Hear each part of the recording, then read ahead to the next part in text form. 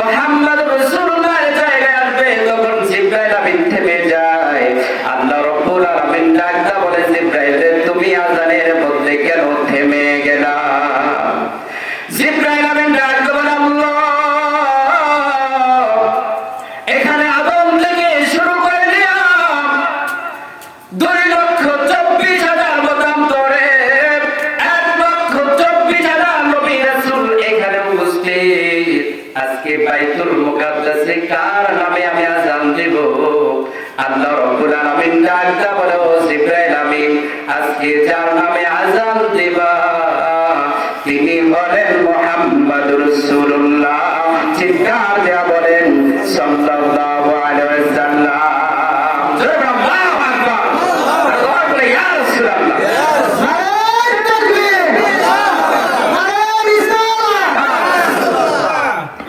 প্রিয় হাজিরিন, আযান দেওয়া হয়ে গেল। সমস্ত নবী রাসূলগুলি সারি সারি অবস্থায় যার যার জায়গার মধ্যে নামাজের জন্য দাঁড়িয়ে গেছে গো। শুধু ইমামের মুসাল্লাটা ফাঁকা। আদম আলাইহিস সালাম মনে করলেন তিনি তো আদম আলাইহিস সালাম সবার আদি পিতা, তিনি আজকে ইমামতি করবেন। ইব্রাহিম আলাইহিস সালাম মনে করলেন আজকে মনে হয় তিনি ইমামতি করবেন। জিবরাইল আমিন ডাকতে বলেন, আমার নবীজির হাত মুবারকে ধরে ডাকতে বলে, ইয়া রাসূলুল্লাহ, ইয়া হাবিবাল্লাহ, নবী গো আজকে যিনি ইমামতি করবেন তিনি আর কেউ নয়, তিনি হলেন মুহাম্মদুর রাসূলুল্লাহ। বলেন সাল্লাল্লাহু আলাইহি ওয়াসাল্লাম। জিবরাইল আমিন এইবার আমার নবীজিকে নামাজের মুসল্লায় হাত ধরে পাঠিয়ে দিলেন। 2 রাকাত নামাজ আদায় করলেন আমার নবীজির পিছনে গো। সমস্ত নবী রাসূল আমার নবীজির পিছনে নামাজ আদায় করলেন। নামাজ আনতে আমার নবীজি সাল্লাল্লাহু আলাইহি সাল্লাম যখন বসেছেন, সমস্ত নবী রাসূল বসে আছেন।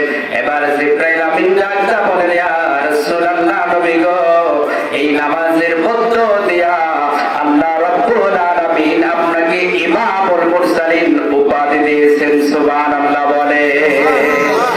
ইমামুল মুরসালিন হলো সমস্ত নবীদের ইমাম, আল্লাহ রাব্বুল আলামিন বানিয়ে দিয়েছেন। সুবহানাল্লাহ বলেন। আর জবান করে আল্লাহু আকবার। আমার নবীজির সম্মানকে বোঝানোর জন্য আল্লাহ রাব্বুল আলামিন দুনিয়াটা কায়েম করেছেন গো। আমার নবী সাল্লাল্লাহু আলাইহি সাল্লাম সহ সমস্ত নবী কেরাম, আম্বিয়া কেরাম আমার নবীজির সামনে এসে ভিড় করলেন। জিবরাইল আমিনকে ডাকতে বলেন, ও জিবরাইল আমিন তিনি কে? এই জিবরাইল আমিন পরিচয় করা দিচ্ছেন, তিনি হলেন আল্লাহর হাবিব মুহাম্মদুর রাসূলুল্লাহ। বলেন সাল্লাল্লাহু আলাইহি ওয়াসাল্লাম।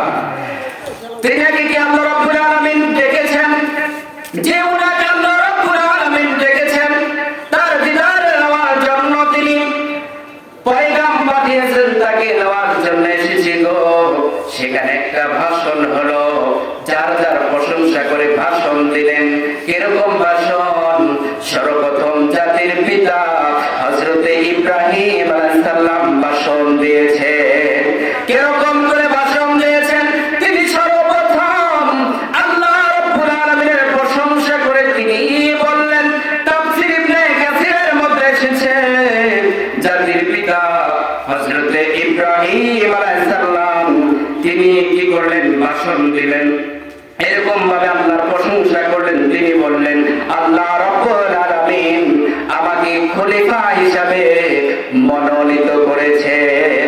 তারপরে তিনি বললেন, আল্লাহ রাব্বুল আলামিন আমাকে বিশাল সাম্রাজ্য দান করেছেন এবং আল্লাহ রাব্বুল আলামিন নমরুদের অগ্নিকাণ্ড থেকে আল্লাহ রাব্বুল আলামিন রক্ষা করেছেন। এইভাবে তিনি ভাষণ দিলেন। ওনার ভাষণ শেষ হওয়ার পরে আল্লাহ নবী হযরত মূসা আলাইহিস সালাম ভাষণ দিলেন। কেমন করে ভাষণ দিলেন গো?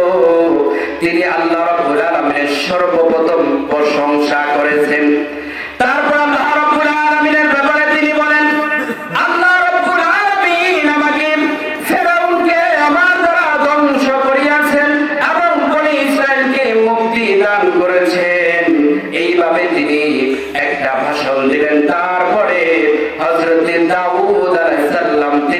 ভাষণ দিয়েছেন, সর্বপ্রথম আল্লাহর প্রশংসা করেছেন, তারপরে তিনি ভাষণ দিয়েছেন। তিনি জাবর আলাইহিস সালাম তিনি ডাক দিয়ে বলেন, দাউদ আলাইহিস সালাম ডাক দিয়ে বলেন, আল্লাহ রাব্বুল আলামিন আমাকে জাবুর কিতাব দিয়েছেন এবং আল্লাহ রাব্বুল আলামিন দাউদ আলাইহিস সালামকে একটা মুজিজা দিয়েছেন, যদি কোনো লোহার মধ্যে হাত বোলায় সঙ্গে সঙ্গে সেই লোহাটা নরম হয়ে যায়। সুবহানাল্লাহ বলে।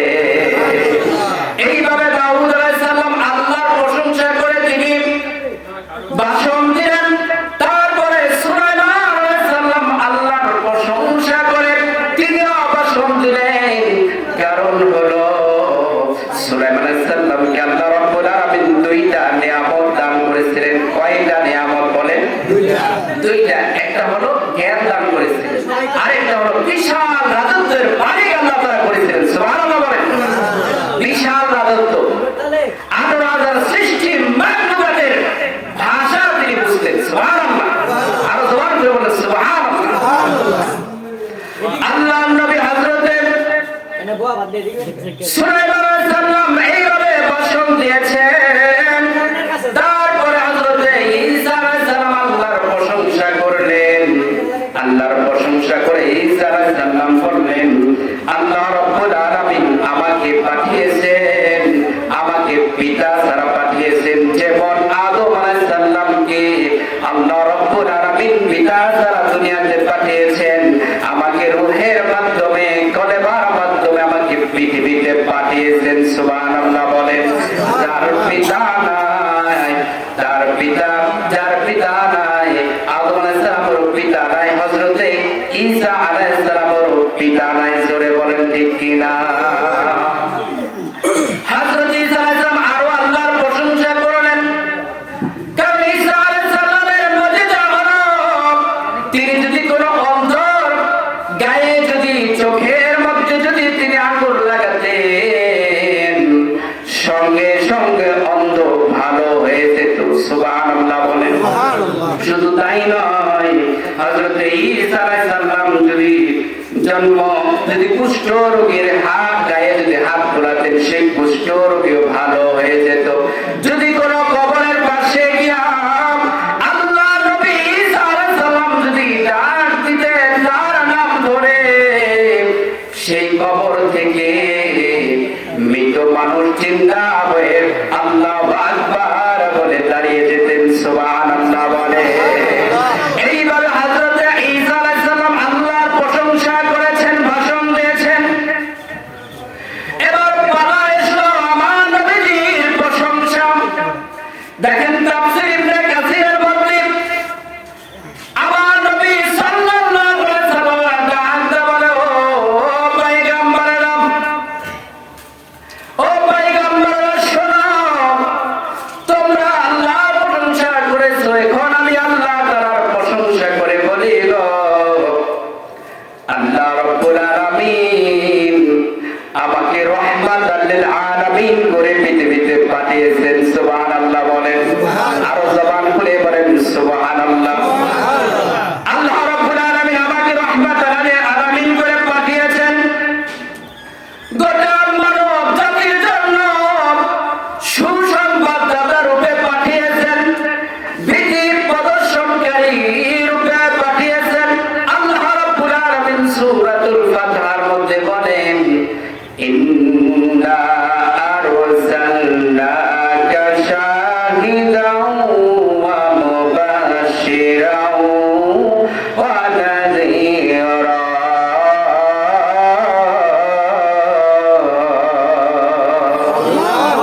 আরো জবান খুলে বলেন আল্লাহু আকবার। আমি আমার হাবিবকে সুসংবাদদাতা রূপে প্রেরণ করেছি, ভয় প্রদর্শনকারী হিসাবে আমি আল্লাহ তাআলা আমার নবীজিকে প্রেরণ করেছি।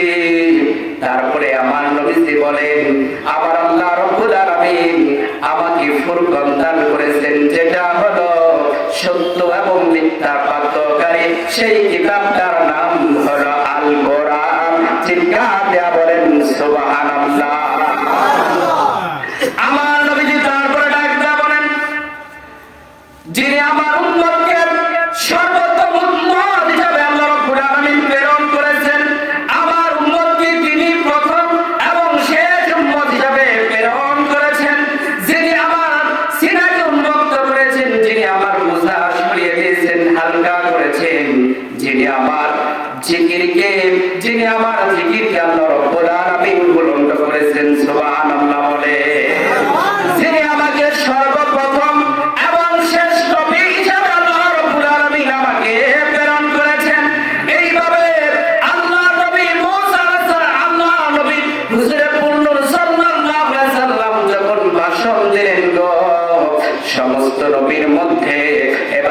ইব্রাহিম আলাইহিস সালাম জাতির পিতা ইব্রাহিম আলাইহিস সালাম কি বলে শুনেন। ইব্রাহিম আলাইহিস সালাম ডাকতে বলেন, এই সকল কারণে হযরত মুহাম্মদ সাল্লাল্লাহু আলাইহি ওয়াসাল্লামকে আমাদের সকলের উপরে আল্লাহ রাব্বুল আলামিন